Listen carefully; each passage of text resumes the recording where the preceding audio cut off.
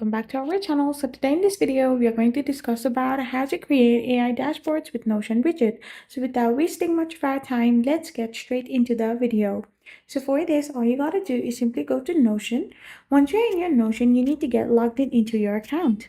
Once you have logged in, you will end up in this kind of interface. Now, creating AI dashboards in Notion involves using the platform's native AI features such as AI autofill properties and AI generated database structures, in combination with data visualization widgets, which can be custom made or embedded from third party services. So you can utilize Notion's native AI features and create database with AI, automate data analysis with AI autofill, and integrate widgets for data visualization. You can use charts, graphs, and use a third-party widget as well, and you can create your AI dashboards with Notion widget. I hope you found this video helpful. So don't forget to hit that subscribe button and to give us a thumbs up. We will be back again with more informative videos.